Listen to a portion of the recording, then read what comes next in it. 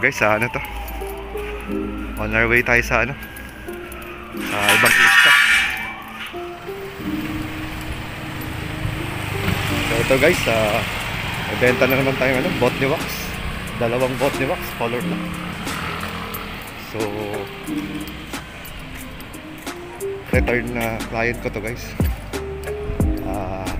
Naka Honda Civic. Isa sa mga ano ko guys yan, pangarap. So magka FD balang araw, Honda Civic. Konting tiyaga lang, aabot din natin yan guys. So dito tayo sa meetup natin sa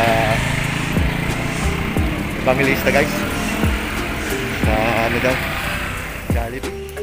Kahit na mainit, para sa ekonomiya guys.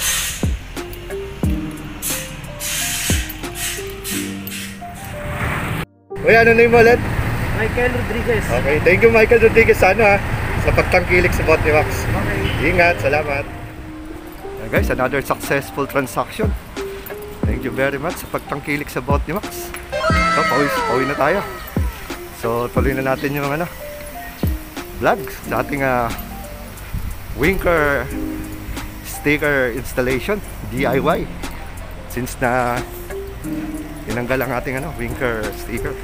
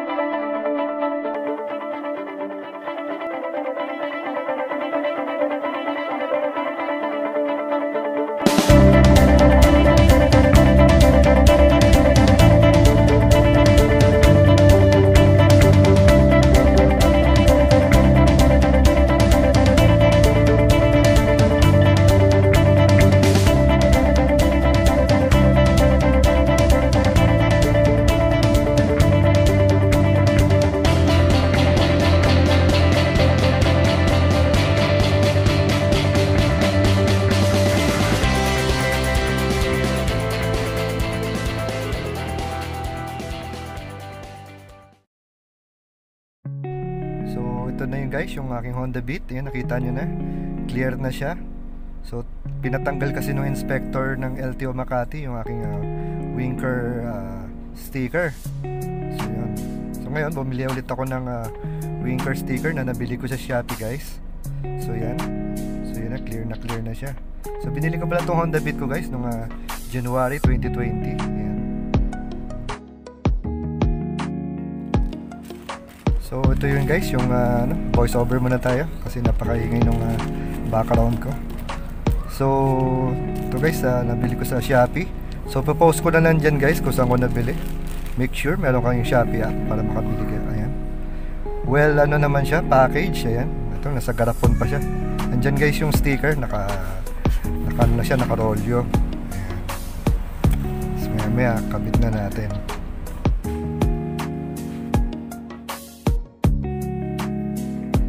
So yun guys, sa pagdidikit ng sticker, so ang diskarte ko guys ay wag mo tatanggalin yung buong sticker. Mag-uumpisa ka sa taas. Yan, kunin mo muna yung sukat. May parang kurba dyan eh. So yun ang susundan natin. Tapos unti-unti guys, galing sa taas, from the top papunta sa ilalim, unti-unti nyong tanggalin. Tapos saka nyo idikit. Ayan. So i-guide nyo lang yung kamay nyo, kasi medyo mahirap dahil may meron siyang gilid. So pwedeng lumusot doon. So konting ingat sa pag didikit, wag mong mamadali. So guys, hindi ako professional installer nito. So nangangapa din ako. So parang gusto ko nga rin sana may magkabit para sa akin, pero paano nga naman ako matututo kung hindi ko gagawin? Total maliit lang naman to at konti lang, at saka hindi siya ganun kamahal. Kaya ito, tinry ko na. So sana may matutunan kayo sa aking experience.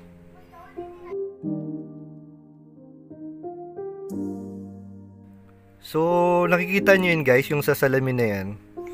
Andiyan dyan guys yung hindi ko to nakita doon sa isang side ngayon ko lang siya napansin. So ayan, yung tinuturo ko na yan, yan yung parang guide mo. Pagka dinikit nyo, ika nga parang tracing paper, 'di ba? Yan yung may mga parang lines na yan. Yan guys yung diyan yung isusunod yung pagkadikit para hindi siya pumaling.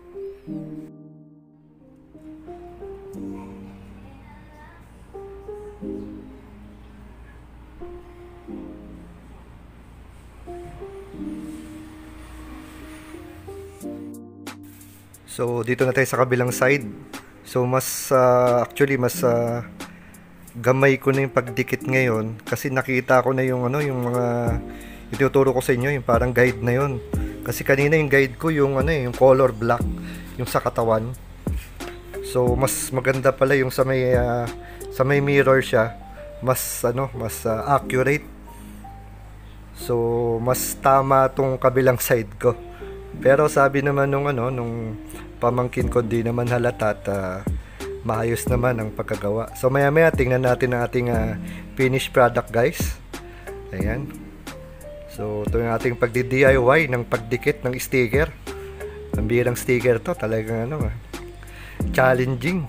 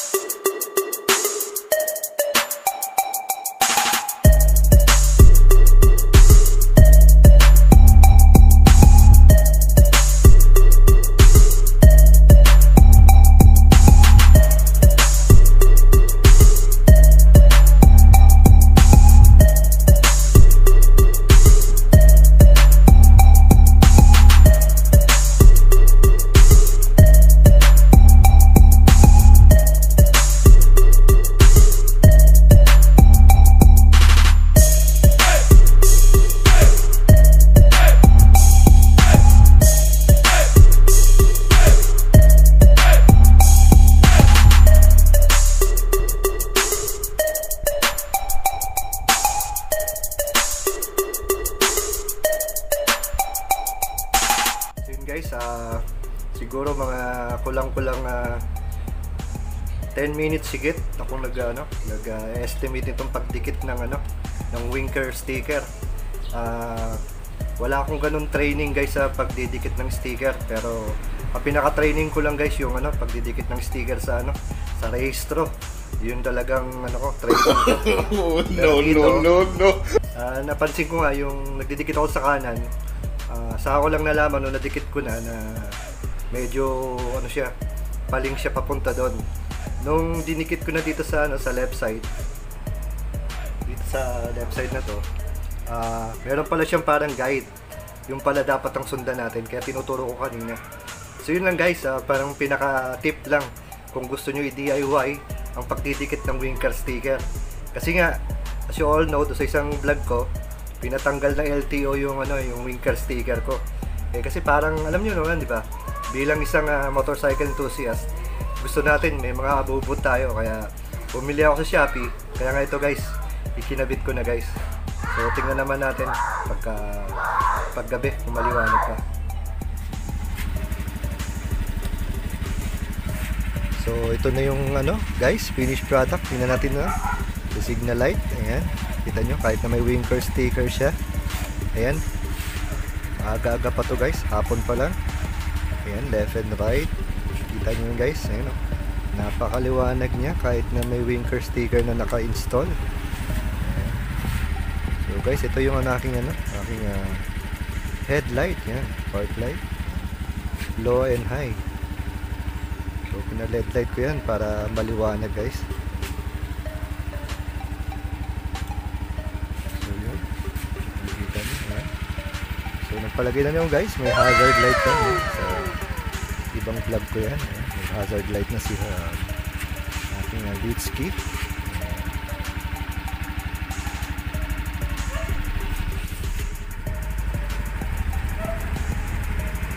So ayan guys, nakita nyo yung itsura ng ating Winker sticker. Ayan, kita nyo yung, diba? Yung mga mata. Ayan.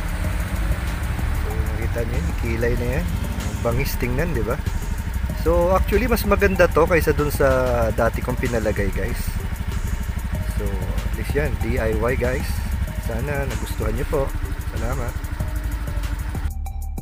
So yun guys, maraming salamat sa pag-watch nyo itong munting vlog ko. So alam nyo naman guys, ganun talaga. Since na gusto nating pagandahin ang ating motor, bumili na lang ako guys ng sticker from Shopee. Tapos ako na lang ang nagkabit. So ingat na lang din tayo kasi ayon nga dun sa inspector na nag-check nung nag-rehistro ako, ay bawal daw itong mga sticker na ganito. Kahit nasabihin na natin na hindi siya nakakaharang sa liwanag, kasi ang hinaharangan lang naman nung sticker guys yung signal light since na transparent naman siya, kitang kita pa rin naman kung safety ang pag-uusapan guys, kahit na palamuti siya. So pero hindi natin alam, syempre sumunod na lang tayo, syempre ingat sa mga checkpoint guys. So yun guys, so maraming salamat sa inyong panonood. So till the next vlog, this is Well Esquila. Stay safe and God bless guys.